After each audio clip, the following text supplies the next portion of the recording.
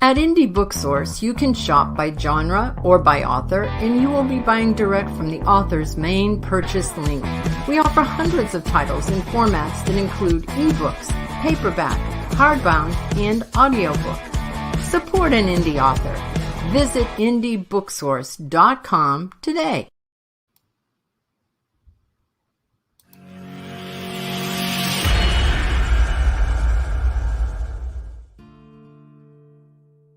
Welcome to Meet the Author, where you can join in on insightful conversations with best-selling and award-winning indie published authors. Your hosts today are Rob and Joan, who themselves are indie published authors, book publicists, and paranormal investigators with Tampa Bay Spirits, based in Tampa Bay, Florida. Thanks for dropping by. And now, on with the show. Hi, I'm Rob. And I'm Joan. We're so glad that you're here, whether you're watching while this is being broadcast live as a vodcast or you're listening to our podcast. We're really happy that you're in our audience. Today is a pre-recorded show, so I just want to make sure that you know that and that you're not trying to send us comments and ask questions and wondering why we're ignoring you. We're not. We're pre-recorded. Just like the banner says, pre-recorded right there. Yeah. So today our author is Dr. Michelle Finneran, and you wanted to say something? She's a professional counselor and the author of the book Surviving Domestic Abuse. And we'd like to welcome Dr. Finneran right now. Hi. Hello. Dr. Hi. Nice Welcome to meet to you. the show. Thank you. Thank you for having me. I appreciate it. Thank you for being a guest on our show. I think that what you have to talk about is a very important subject. Absolutely. Actually, maybe before we get into how and why you wrote the book, I should let people know that I myself am a survivor of domestic abuse. Dr. Finneran and I talked about it a little bit before the show. It's not something that I normally talk about, not because I'm ashamed or I feel sorry for myself or I'm still having a hard time, but just because I notice that usually people, when they hear the story, feel very badly and feel sorry for me. And I want you to know that I'm fine. I'm well. Rob and I have been together for 46 years, and that's a long time ago in my past. However, what I do want people to know is that you never know what's going on in someone else's house, and you never know what that person is going through. And I went through a pretty horrific time and even reached out to family members for help and couldn't get any help. And so it progressed from just being emotional abuse, but then it went down a very textbook pattern of separating me from everyone, not allowing me to see anyone, not allowing anyone to see me. Then it developed into physical abuse until finally that was so bad that I had no choice but to leave. Either it would have been ended in my death or the death of my children. And I had to leave. But I met Rob, and we've had a very wonderful marriage. The children all feel like, though they're all grown up adults now, you all know that our oldest child is 55 and the youngest is 39. They all feel like Rob is their dad. And some of them are biologically his, and you are their dad. He's been their dad in every sense of the word. He's raised them. He's taken them to school, brought them home from school, took care of them when they were sick. Taught them how to drive. Taught them how to drive. Lived through that was, yeah. I stayed at home. And I let him teach them how to drive, which all of you that are going through it, God help you. What? They're all very good drivers, by the way. Yes, they are. Successfully passed the test. Yes. And anyway, I wanted you to know that and to know that this is something you can survive. I told Dr. Finneran that I was a survivor of domestic abuse, and that's how I feel. I feel like I'm a survivor. I do not feel like a victim. And I pretty much during it, I wasn't much of a victim anyway. I really fought really hard for a long time to see if there was anything I could do to save the marriage, and then to get out of the marriage without there being any bloodshed. And that's not a joke. That's the reality. Right. So Yeah. I just wanted to put that out there so everybody would know this is perhaps more predominant than you would think it is, that it happens to more people than you would be aware of. Yeah. So, okay. So, Dr. Finneran, welcome. Hi. And Thank you. tell us a little bit about yourself. Okay, so I'm in sunny South Florida area. I have a private practice called Beck and Associates, located in Coral Springs, Florida. I started in the mental health field very young. I would say about 18 when I did my first internship at Stetson University in DeLand, Florida, where I worked as an internship for a crisis stabilization unit in Daytona, Florida. And that's when I really started. I really excelled in all my courses when it comes to psychology. But when I did that internship, I really, really knew that this is the profession that I needed to be in at a very, very young age. So I would say for the first 10 years of my life, I went to Stetson. I got my bachelor's in psychology. Then I went directly right from there into my master's program to get my master's at Nova Southeastern University in Fort Lauderdale, Florida. And then right from there, did not skip a beat, went right into the PhD program. I got a PhD at Nova Southeastern University for conflict resolution and dispute analysis. Between my PhD program, I did acquire the state license test for the license of to be a licensed mental health counselor in the state of Florida. So I am licensed, which is the way I'm able to bill and open my business as a licensed clinician from the state of Florida.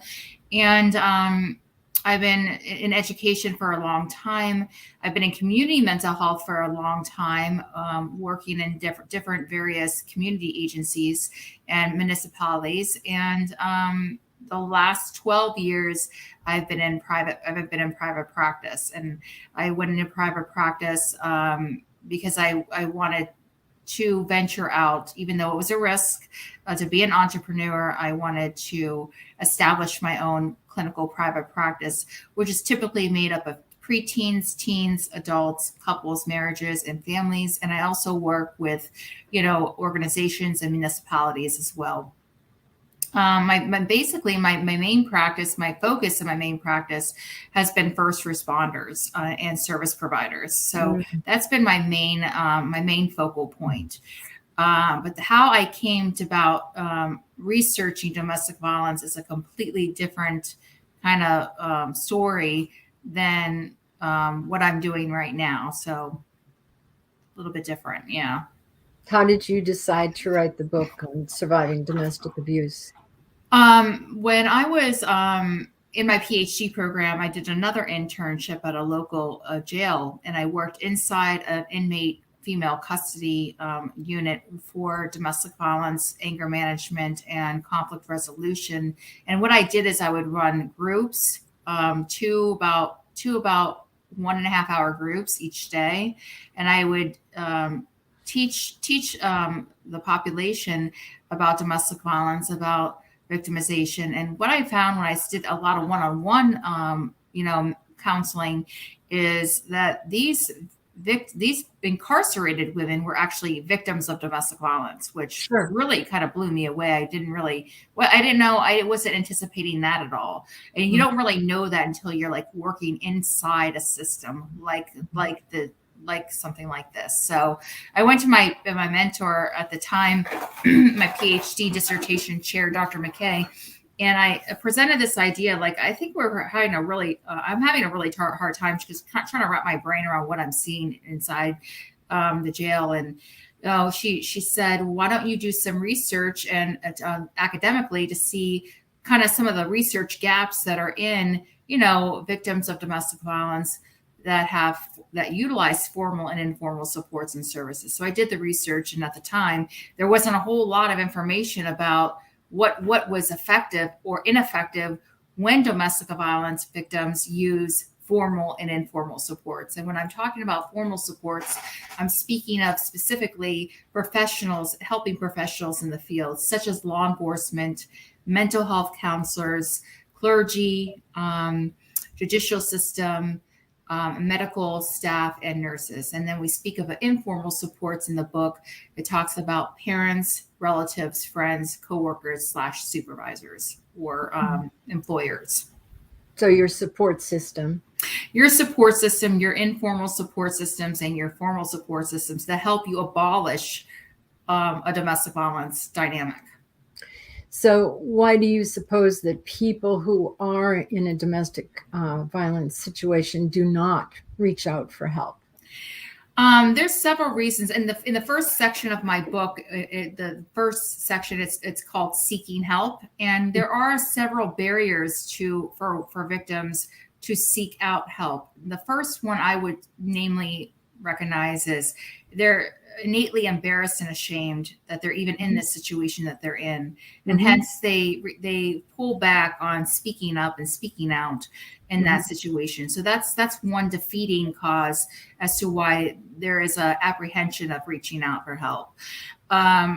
Secondly, a lot, not to discredit, victims of domestic violence, but when you're in a domestic violence situation and you don't really know until it becomes prevalent that you are in an actually abusive dynamic. When you're in a relationship, you don't really realize that's not a healthy relationship until you get out of that relationship. So a lot of the victims weren't really aware that they were experiencing domestic violence. The name calling, the verbal, it starts off verbally and escalates to physical, but they didn't really recognize it as abuse until they knew something was wrong. They just really couldn't identify it until what a lot of my survivors did is they did their own type of research on like relationships and types of personalities in relationships and what that even looks like. So they did their own research and they educated themselves before reaching out to any formal supports on what kind of dynamic they were actually in. Yeah, well, I can relate to that because for me, it definitely was number one, embarrassment. I was ashamed of what was going on and felt as a failure, felt like somehow it was my fault. And of course, the people that I had around me that I could talk to, my parents, were telling me it was my fault, that I just needed to stop whatever I was doing that made him so angry. Now, of course, I'm older. I'm 75 years old. So back when all this was happening, which was over 50 years ago, I don't think there was much education as there is now, but having another family member go through the same thing, I was shocked and dismayed to find out how little progress we'd actually made for this whole thing. I know very well. Rob and I, for those of you who don't know, used to be in the ministry.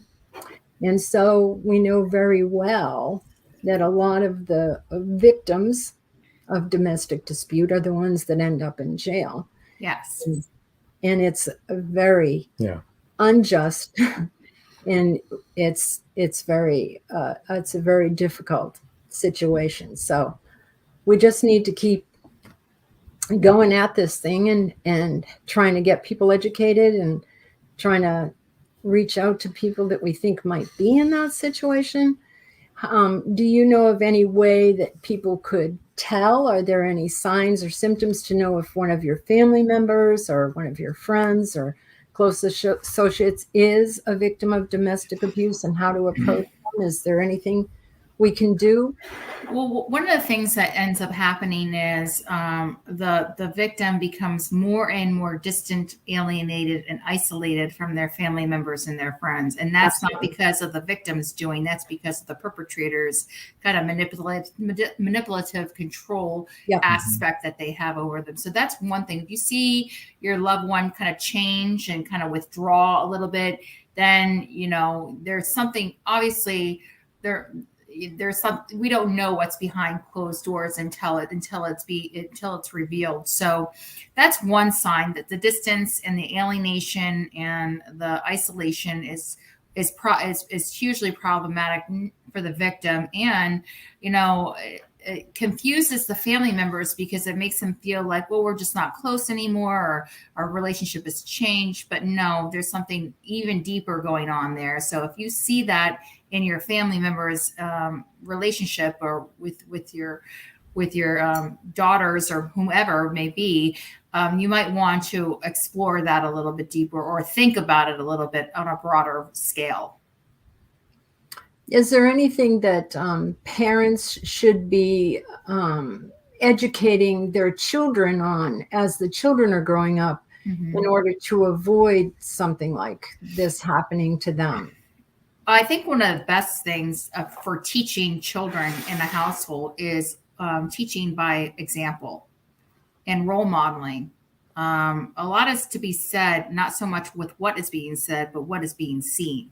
So I think that when you're exposed or witness to dysfunctional, unhealthy dynamics, that's what you learn. That's what you know.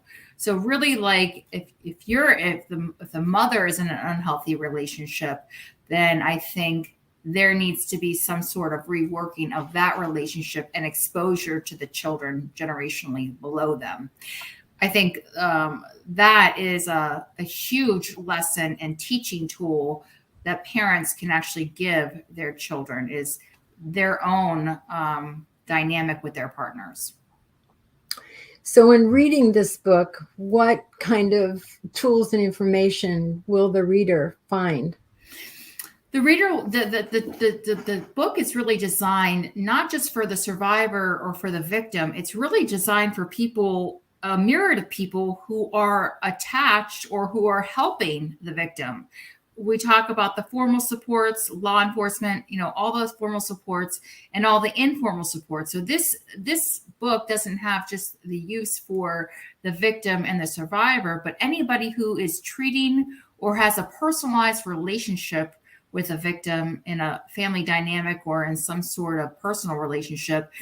This book is kind of like a tool to help formal and informal supports to notate what works and what doesn't work when you are engaged with the victim of domestic violence. Excellent. You were going to ask something? Yeah. Are there any national phone numbers or helplines that you would recommend for people? Yeah.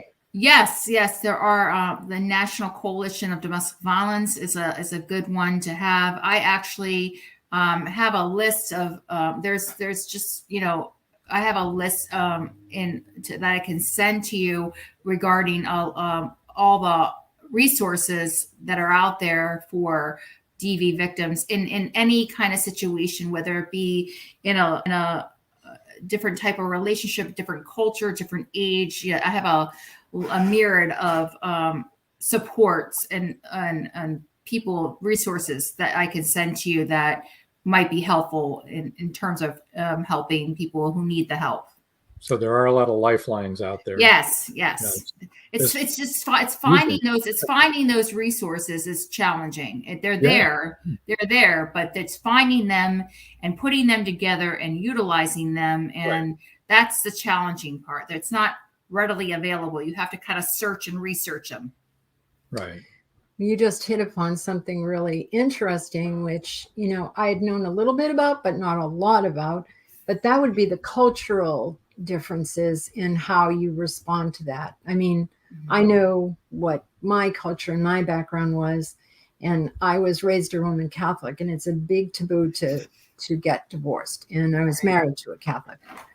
We were both Irish Catholic, and so you just didn't get divorced. I mean, nobody in my family had been divorced. And so I think that's a hurdle that some people have to overcome. I don't think it's as bad now for Catholics or Christians. Plenty of them get divorced now and are not frowned upon. Back in the day it was. Yes. But just when you said that, it started me thinking about, for example, people from from India, the Indian culture. That's a whole different dynamic. The Arab culture, that's a different dynamic that just by knowing people from those cultures, I would imagine that would be really difficult to Yes. step out of that. Mhm. Indigenous people are going to have another whole set of problems. I mean, Yeah. you know, Yeah. Absolutely. I think most Hispanic peoples would be more like what I went through. It'd be a religious taboo and a family taboo to Mhm. do that. But anything else, any other kind of cultural problems that you can think of that might be I think you nailed it on the head. I think that the biggest one is the cultural kind of norm, if you will, for the specific culture, and the religious kind of taboo Yeah. of not divorcing, especially if you don't have a family of a history of divorces in the family, and Right. so it's kind of just like if you're speaking of religion, if you're Catholic, that's kind of like a no-no, or it was a no-no. Now there's a little bit more sensitivity and Yes. stigma released from, obviously staying, in a abusive relationship in a marriage. Yeah. Yep. Yeah. And I believe in Christian too. In the Christian culture, there's a lot more leeway now than when we were first in the ministry. It was still like you are married for life. Of course, we were divorced and remarried. So Right. and we were pastors. Right. So we were okay with it. We were really fine if you're being abused. Yeah. Yeah. Yeah. It's kind of like stomping out what is considered to be like, supposed to be like abiding by the rules and the norms, and really like it's a whole new level of awareness that we're living in today's day and age. Yes. It's a whole level of awareness in terms of mental health and psychology and well-being. Yes. And with especially, it's really skyrocketed this level of mental health awareness through the pandemic. So Oh my gosh. Yeah. so I mean, and the area that really spiked up in terms of the pandemic has been domestic violence, because people are enclosed with their perpetrator. Yeah. And it's been like kind of riveting to see those numbers skyrocket, and hotlines and domestic violence agencies are just can't hold as many people as they need to. Right. Yeah, I can't even imagine. Actually, I wanted to, after our commercial break, which we're going to have to go to here shortly to hear a word from our sponsors, I did want to talk to you after the book giveaway and giving out all your information where people can reach you, touch upon a little bit on first responders. We also have first responders in our family. And it's been a rough Yes. ride. Yes, it has. It has for them. Yep. We've got a lot of first responders. Yeah, we do. Yeah. Okay, so let's take a few minutes, a couple minute break. Nobody go away. Everyone stay tuned. Stay and tuned. Check out these great books that we're going to be talking about here. Yeah. People who like to read want to get their hands on books by Becca Jones. Becca Jones, the breakthrough author who tells it like it is. It takes courage to tell a story when it reveals dark secrets. Becca Jones delves deep into the hidden world of sexual abuse. She tells what happened and also tells how she survived. Meant to Be is much more than just entertaining. Meant to Be gives you a point of reference, hope to cling to, and becomes a guide for survival if you have suffered the same thing.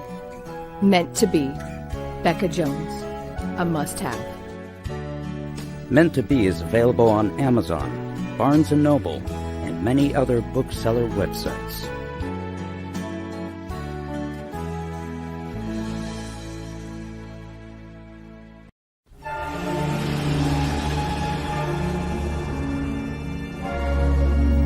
Dear Lord, she's still alive.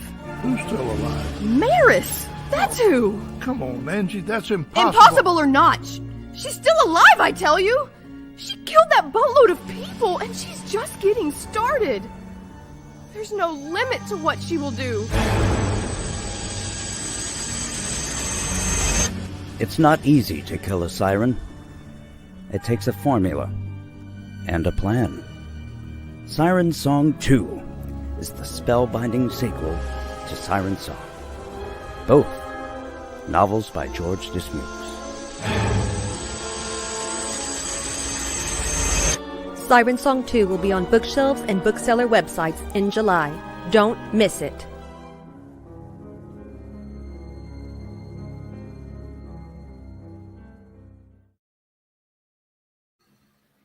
And we're back. Welcome back. Well, without much ado, let's start telling people where they can reach you. All right. So, and stay tuned for the book giveaway, because really, if you're going through this yourself, definitely go ahead and get a free copy, an ebook of this wonderful book, because as Dr. Finneran said, you'll find all of those places where you can get help, nationally and probably locally. So, that'd be a good resource for you. Right. All right. And her website is drmichellefinneran.com. And for those of you who are listening and can't see this banner, let me spell that out for you. It's DRMICHELEFINNERAN. Okay. .com. .com. I didn't think I needed to spell .com or website. No. All right. Not. Facebook is Dr. Finneran. LinkedIn is Michelle Finneran. Now, this is a different one. Instagram, this is her practice that she told you about at the beginning of the show, is Beck and Associates. So that's the Instagram, but I will spell that for you. VECC Asperam ASSOICIATES. Yeah, I never say that right. And email is Michelle_Finneran@yahoo.com. All right. So now the book giveaway. yes. There we go. You ready? Yep. I'm ready. Okay, book giveaway for the first 3 people to email Michelle_Finneran@yahoo.com will win an ebook copy of Surviving Domestic Abuse. Yes. So get your fingers Absolutely. typing. Get your fingers going. We'll leave that ticker up for those of you that are And watching, but I haven't put up her book cover yet, so let me do that now. I would also say, and I'm going to volunteer this for you, Dr. Finneran, if anybody was to email you with questions or needing help, needing links, Yes. to who to call, Yes. you'll be more than happy to answer them. Right? Absolutely. What I'll do is if the people email the giveaway, if they ask for a list of resources, I will send a Word document of a list of Perfect. national resources that will be attached to my response to the first 3 people that email in for the e-copy book. Perfect. Yeah, and I should probably say that I did have therapy, 2 different times. You sometimes you have to search to find the right therapist for you and to get the right kind of information. And like I said, back then it was much different. I have since been diagnosed with PTSD after that. I mean, that was probably 20 years ago that I was diagnosed with PTSD. So I was very jumpy about certain things. Right. And that's not an uncommon diagnosis, No. and having a lot of anxiety, Yes. and I just feel there's a cover of the book. Yeah. I just historically, what you mentioned, it's not uncommon for domestic abuse to happen while pregnant. Oh, yeah. Okay. For those that are just listening to this, can you describe the cover for us? So this is Surviving Domestic Abuse, Formal and Informal Supports and Services. And my name is Dr. Michelle Finneran. And this book is actually an academic book, but it's really more for anybody any formal and informal supports that are helping and assisting victims of domestic violence, whether it be, a counselor, or whether it be a law enforcement officer. There's certain things that to do that's effective, and there's certain things not to say or do that's ineffective when relating to a victim of domestic violence. And it also has to do with, the parents, the friends, and the coworkers and employers. So. And this is published by Routledge Taylor and Francis Group. So the cover is Surviving Domestic Abuse on a white background in red. And then, of course, Formal and Informal Supports and Services in small black letters under that. But then there's a picture of a woman in the shadows with like the shadows of a blind in front of her. So that's the cover for those of you that are looking out. So I had told Dr. Finneran when we were talking in the pre-show that in my case, the abuse escalated to physical abuse when I was pregnant with my first child, which is a very scary thing. and actually not uncommon. That's because now the attention is not on the perpetrator. The attention now is on the unborn child. So it leaves the mother, the victim, in a very distressful physical and emotional situation while carrying a child. You're not supposed to be in that much undue stress when you're pregnant. Right. Yes. And it showed after I delivered my first baby, I weighed less than when I got pregnant with her, which is unusual. Wow. That is. That is very much. I went down to 118 pounds. So I was pretty small when I finished. Yeah. But she was healthy, still is healthy. Good. And not a victim of domestic abuse, nor a survivor of domestic abuse. But yeah. So what I wanted to ask you about is,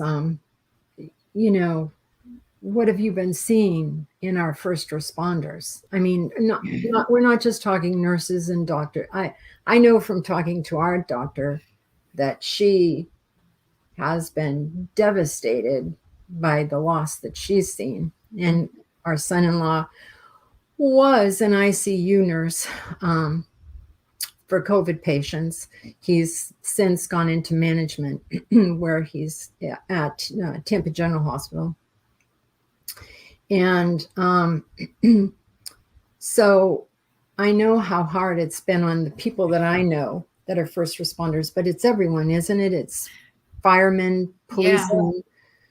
So, for first responders and service providers are what I consider to be law enforcement. And we're talking about anybody in law enforcement, whether it be road patrol, detectives, special agents, detention officers, communications, 911 dispatch, whatever the case may be, firefighters and paramedics, mental health professionals have really, have skyrocketed. Yeah. Nurses and any type of medical staff, like considered. What I would say now is a service provider that has really been bombarded since, or definitely a change for this profession, is teachers and educators. They have had a change, a completely different skill set in the beginning stages of the pandemic. So my next writing project is focusing on compassion fatigue and first responders during COVID-19. And compassion fatigue is something that's a little bit different. People compare it a lot to burnout. People understand it as burnout, but it's a different element. Burnout is due to an environmental situation or stressors that take place. Compassion fatigue is almost considered secondary trauma, where you are seeing things or hearing things and you're getting from first responders who have been firstly traumatized, and then the helper or the first responder is getting secondary trauma, or talking about secondary trauma. That's compassion fatigue. And it's kind of like the negative costs of caring for the health professional careers. Charles Figley is the one who really spearheaded coined this phrase compassion fatigue. And so my next project that I'm working on right now, I'm in the process of collecting data from first responders about their work experience, their personal life during COVID-19 and their experience with compassion fatigue. I think the clergy also. Yes. Because I know we experienced compassion fatigue before COVID. Before COVID. We were doing full-time ministry. Yeah. It's a heavy load. Yeah. It's a very heavy. You see a lot, you hear a lot, you know all the things that other people don't know. Exactly. And you really can't talk about it. Right. Because it's their private stuff and you need to keep it private. Right. And it's a lot. I mean, sometimes I would be on the phone 8 hours a day, just listening to people's problems. Yeah, absolutely. And when you listen to people's problems and you have that empathetic, unconditional support, you see things and you feel things through their eyes, which can be secondary trauma, which is also leads to a lot of psychological symptoms. Yeah, it's so I would throw clergy in there too. Yes, absolutely. They probably need a lot of help after these last 2 years. Yes, absolutely. We're retired from that, so thank goodness. At least we didn't get hit with that. That would have been, I mean, really, Too much. Yeah, I can believe they are bouncing balls with as many members as they have in their congregation, because this has been a really rough 2 years for everybody. Yes. Yes. Yeah. The out of my practice, the two main populations that I was working with that really got hit with a deadly dose were my teachers and my teens. And when you think of teens, you think these kids should be resilient. They should bounce back. I was doing a session with the teen at the beginning of the week and a check-in at the end of the week with them because they were in so much distress. That people don't understand the school environment is such a big part of their lives and socialization. When that was completely taken away from them and everything was done, virtual learning, having teachers learn the virtual systems, trying to teach students who some students have a very hard time learning in that fashion. It was very challenging for both populations, I would say, the most that I experienced in my clinical private practice. I know that our youngest daughter has a 9-year-old and a 2-year-old, right? A 7-year-old who acts like a 40-year-old, so I don't know how to hear. The 9-year-old is a boy and the 7-year-old is a girl, and she's fierce. I pity the fool that would ever try to abuse her. But this is very telling to me. They went to they took the kids to a playground, and they've been very careful about wearing masks and social distancing and all of that. And a lot of people are not. And that, it's up to everyone what they choose. But I'm just saying this daughter and her husband and their children were. And there was a father with 2 children younger, a 4-year-old and a 2-year-old, playing at the same playground. But he was also masked up and social distancing.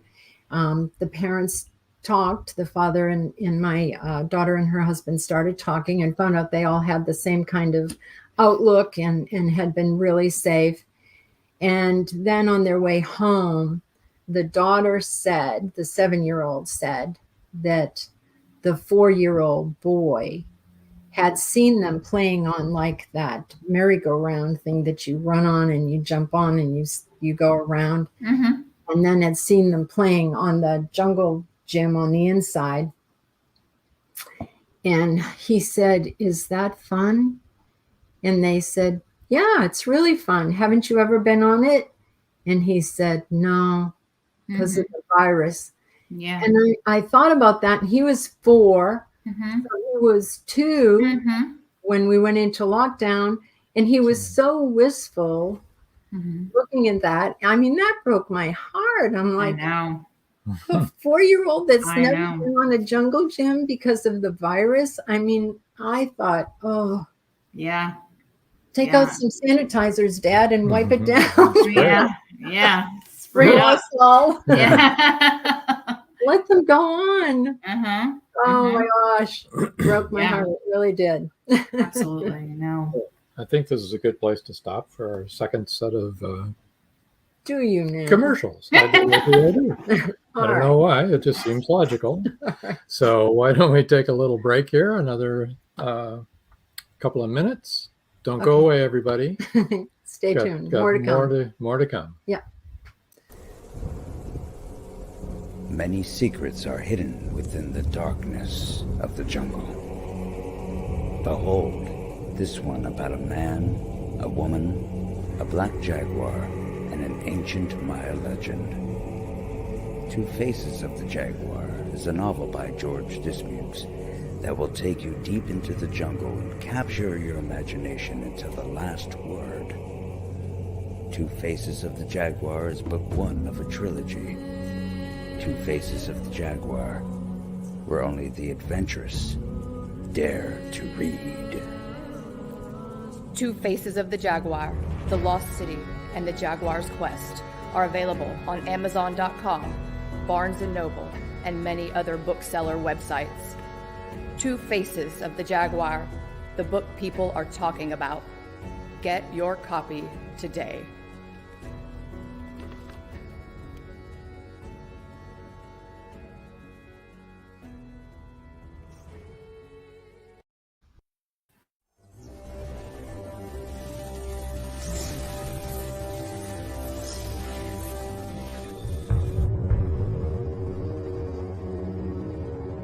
This award-winning thriller has it all. Murder, political intrigue, mob revenge, and a bit of romance. Not to mention strong female and male characters with a storyline that could be tomorrow's headline news. Now for a quick peek into our story. To help solving a nationwide plot involving the assassination of several U.S. senators, the O'Rourke team is called in. To complicate matters, they now have to work against the clock to rescue one of their own. You see, the mob didn't take too kindly to the O'Rourke team's involvement last spring. It seems to have led to the indictment of their boss. Will they succeed?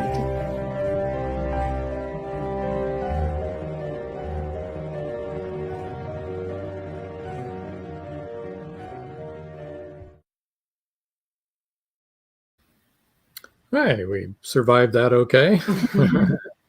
Dr. Finneran, I would like to ask you about the writing of your book. Number one, how long did it take? I know it's going to be a lot different than the normal books we talk about because Fiction. it is nonfiction. Mm-hmm. And so you're not going to be flying by the seat of your pants like a lot of the other authors do that we talk to. Right. What was it like? I mean, what kind of an experience did you have doing it?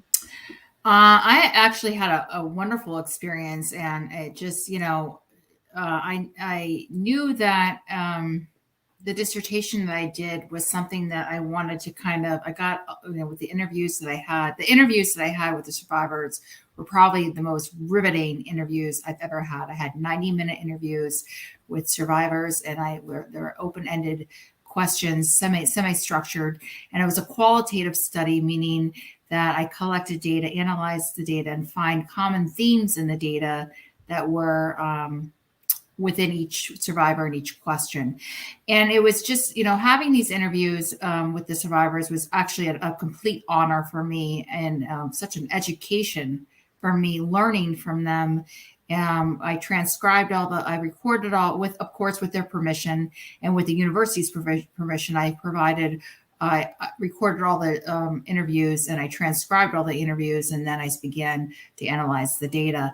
And the process was such an amazing process for me. And the actual publication of the book by Routledge was, very, very smooth, very, very smooth. It took about, I did it during the pandemic. So it took about a year, a year and a half to kind of get it all together.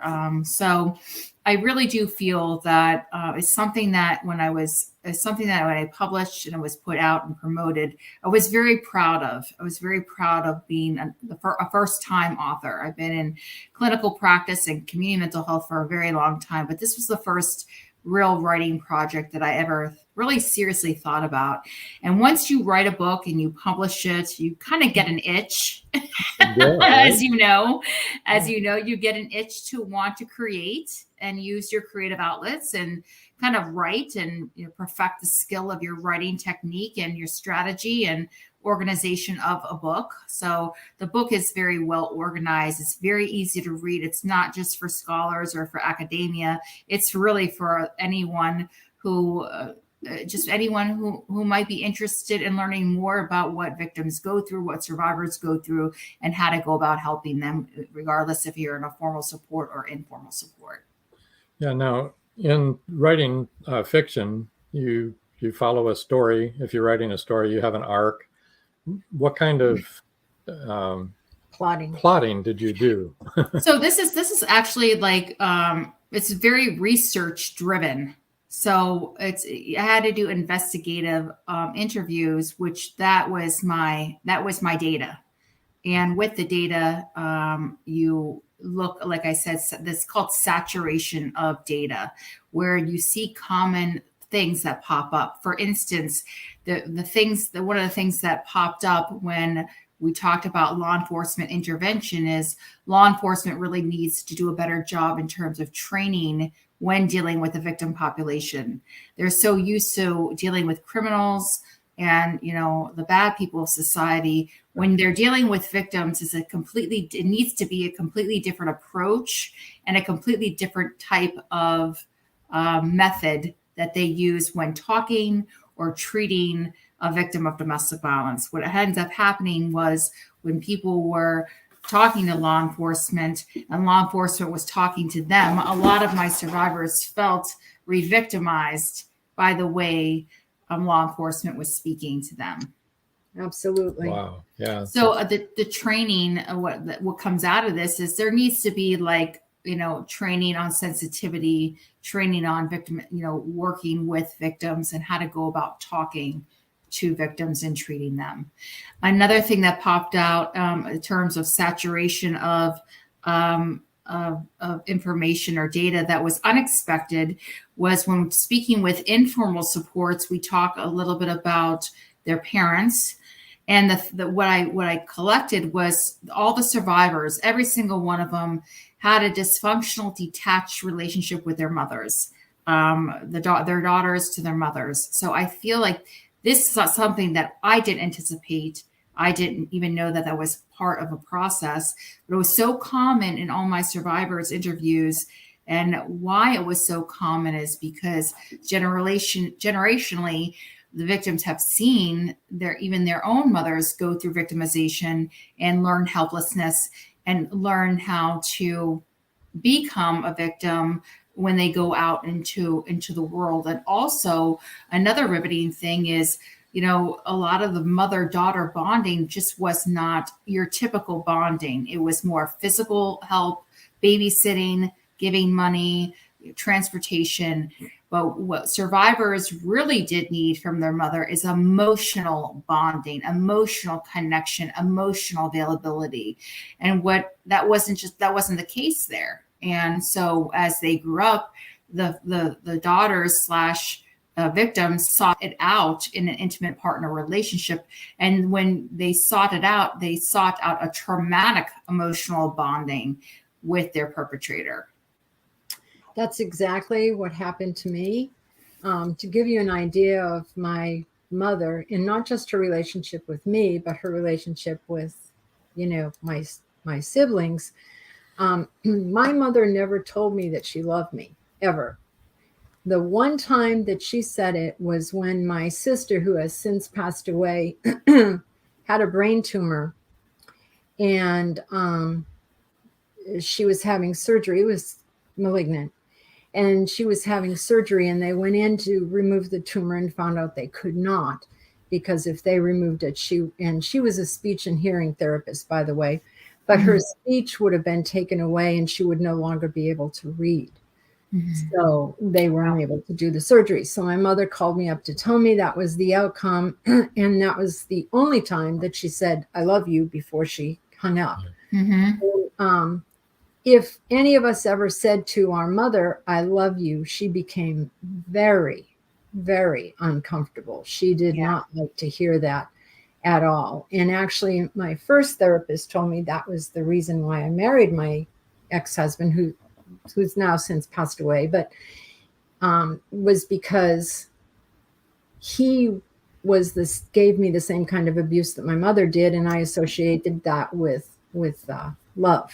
Yes. And then that's another reason why you stay in that for a longer time, because you think, well, this is the way it's supposed to be. Right.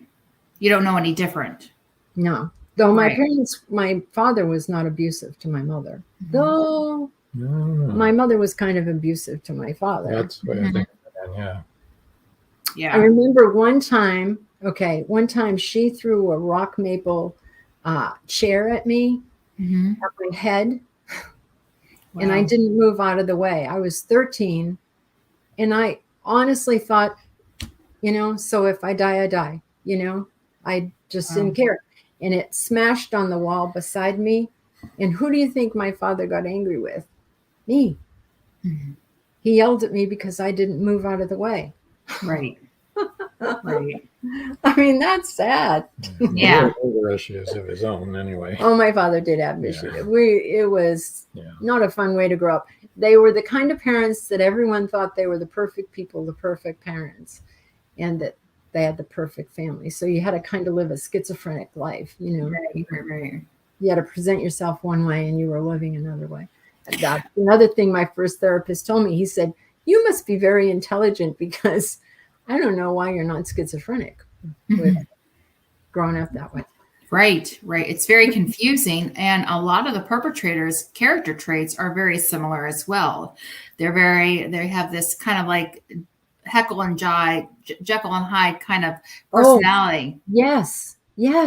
They're so wonderful to everyone else. Right. Yes. That no one could ever believe that they were doing anything heinous to you at home. Right. Very charismatic and charming to the outside, but very cruel and just dismissive to what was going on inside. And that's why everything was kept inside. Even, back, I'm talking about even back in the day, things weren't talked about as they are now. No. People aren't shared, because everything was supposed to kept inside the family home. Right. Exactly. Yeah. But are they usually abusive to the children too? Because my ex was abusive to me and the children. Well, obviously, if they're not good husbands, they're not going to be really great fathers as well. So it can trickle down, absolutely, especially if the children try to become a protector of the mother and get in the way. Yeah, there's really no regard there. My kids always saw me as the protector. He would try to be physical with them, and I would stand in between him and the kids, and I would take it. I never let him. Yeah. So they saw me as the protector. Yeah.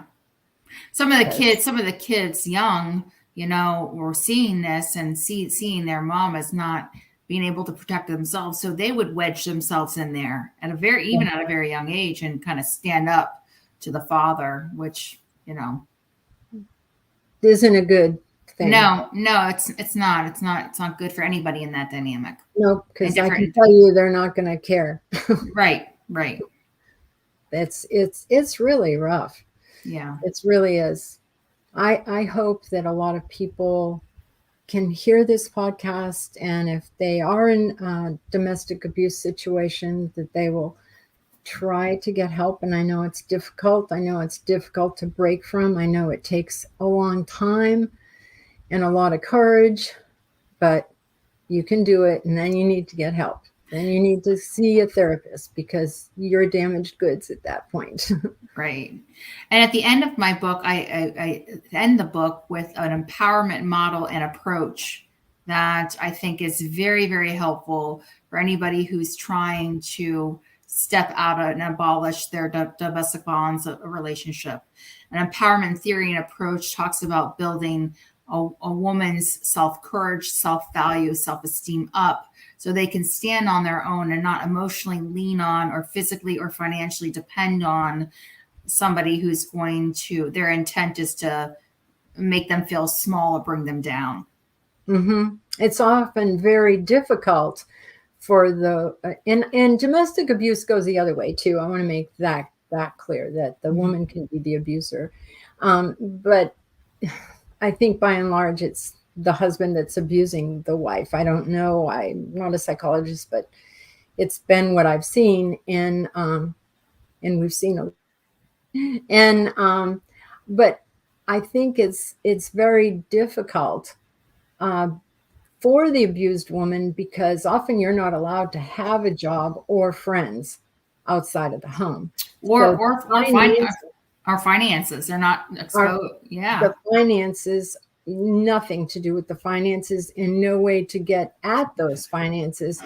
So leaving and getting a job and having money to start up and make your escape is a very difficult thing. But usually if you can find a good therapist, they do give you empowerment tools to be able to do that.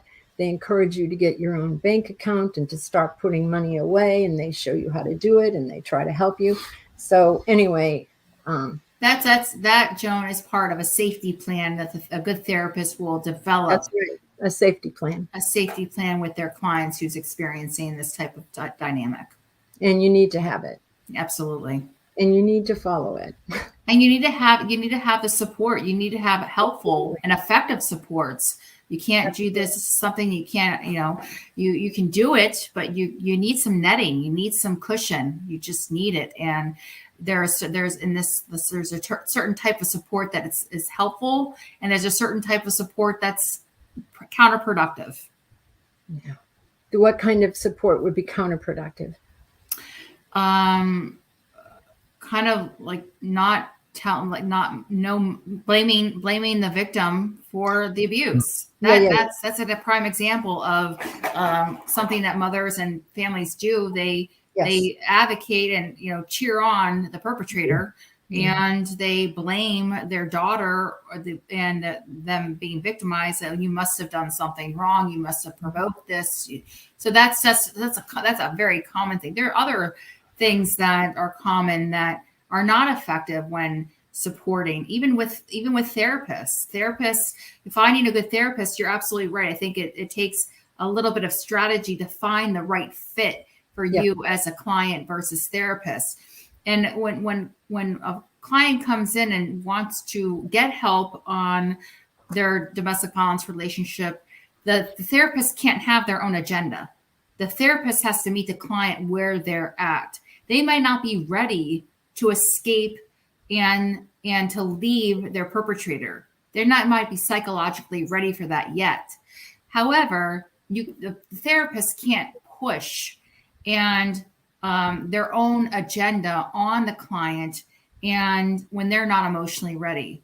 And what therapists end up not doing, which is a disservice to the client, is they don't allow enough time for the victim to process their abuse. It's the first time, probably in a lot of cases, that they're even talking about the abuse. The therapist has to give ample amount of time for the victim to process and detail oriented about the abuse. So you got to have a therapist that is strong enough emotionally to listen to this type of trauma, and who has an expert in relationships, couples, domestic violence, has experience in dealing with a victim who's a female in a domestic violence relationship. So there's definitely some things that therapists can do better that I'm seeing, that collected from the survivors that were not so helpful.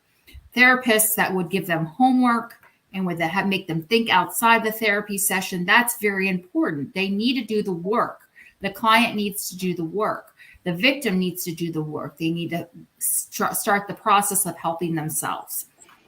Yeah, So- or they're not going to be strong enough to leave. Exactly. You have to Exactly. be equipped to leave. And I would say to anybody, whether it's a doctor or a dentist or a therapist of any type, a psychiatrist or a mental therapist, you don't have to do everything that they tell you to do. If it's not a good fit for you, change. Right. Get a different doctor, get a different therapist. You always, a clergy, if your pastor is not listening to you, get another pastor. If your doctor is not listening to you, if your therapist is not listening to you and not meeting you where you at, you need to find someone that's going to listen to you. Right. Really important. And for my clients in my practice that have never had therapy before and want to see if it's a good fit for themselves, the therapist can offer a 30-minute free consultation to see how well the potential client and the therapist gel and see if it's a right fit for them. You can always find, you don't have to, just because you chose someone doesn't mean you have to stay with someone. And, so there are definitely a lot of providers out there and doing research, and definitely look at ratings and descriptions and pictures of who you want to help you and provide you the service and the care is vital. Google reviews and Yelp. Yep. Go ahead and see what's being said. I agree. Yes, we all have choice. That's a really good thing. But someone in that situation often feels like they have no choice. But I just want to say you do have a choice. Yeah, and I wanted to just say I really appreciate you calling them survivors as opposed to victims. Mm-hmm. You concentrate on survivors, Mm-hmm. so they don't live in that victim mentality. Well, how I view a victim is somebody who is in the situation. They are in the actual abusive situation. Not When the you are person who's left. Yes, when you are out of the domestic violence relationship, you are absolutely escaped it and abolished that relationship, you are now considered a survivor. Right. And with being a survivor, you do not have to take on a victim mentality at all. Exactly. And I think a lot of Yes. people do, and then they fall right back into it again. Right. I think it takes a while to find your place and your footing and realize you are a survivor, because you've been a victim for so long. I mean, for me, it was a long time. And, being a survivor and realizing that you're a strong, competent person, and that you're now choosing your life. It takes a while to be on that. But once footing. you do leave, you are a survivor. Yep. You are a survivor. And the Yep. reason why you're in survivor is because you're empowered. Exactly. And that's why that's the empower model and the empowerment approach is so vital for people that are trying to stand on their own, to try to have self-value, to try to have self-love, to try to have self-confidence. That empowerment you don't need from anybody else. You have that within. Exactly. Mhm. Now, other people can be a great support, but you can love yourself and stand on your own 2 feet and have a wonderful support system around you. Absolutely. It's a good thing, Mhm. as Well. Martha Stewart would say. This has been awesome. It has. It has. I really appreciate you having me on your amazing podcast. We really we appreciate appreciate you you being on. I really hope that it helps a lot of people. Yes. Me And too. this book will get into the hands that it needs to get into. And before we leave, do you have any parting advice for people? One thing that's on your mind or on your heart? If you're not feeling, if you're in a situation and you're not really sure what it is, but you feel like women have a certain type of instinct that is riveting. They know they might not know exactly what they're feeling, but they know something is wrong. If you feel something is wrong, let's not overlook it. There's so many times women just poo-poo their feelings and overlook their feelings, their initial feelings. Let's stop. Let's really examine those initial feelings. Let's bring it to the forefront. Let's really explore it. And because if you feel something is wrong, then probably something is wrong. Okay, that's good. That's good. Well, thank you so much, Dr. Finneran, for joining us. Thank you, Rob. Hope you have a great rest of your evening over there. Thank you. In Fort Lauderdale. And we're going to move you over to the side and whoop this way. We'll be with There you we in go. a minute. We'll be back with you in a minute. Don't go away. Okay. And want to remind everybody, episode Rewind is on this coming Saturday, May 7th at 5:30 p.m. on episode. It's episode 23. Joe Conjal, one of our favorites around here, You all know and Dub Joe. Hunter, who was also a wonderful guest. Yeah. Is episode 23. Don't miss it. It's just watch right wherever you're watching right now. You'll be able to see it. Then next Wednesday on Meet the Author Live at 7 p.m. That's April 11th. Author Hank Kentz is going to be on, and he's got a lot of resources for writing. For if you have any questions about writing and publishing, as well as his own regular books too. We'd also like to remind everybody to watch or listen to the Voice of Indie podcast. It's on most Wednesdays on Blog Talk Radio, hosted by Beam Weeks and Stephen Gies from the Fresh Ink Group. You'll get to hear a lot of really good podcasts with them and meet a lot of good authors, indie authors. Do you have anything else you would like to share? I think I talked more than enough tonight. All righty then. I've never heard that before, but okay. So Neither has our audience. No, I know that. So until then, until next time. That's all, folks. That's all, folks. See you next week. Thank you for joining us here on Meet the Author. Make sure you stay up to date with our show by clicking like, follow, and share. And you can find us on Spotify, iTunes, and more. See you next time on WLFE-DB.com.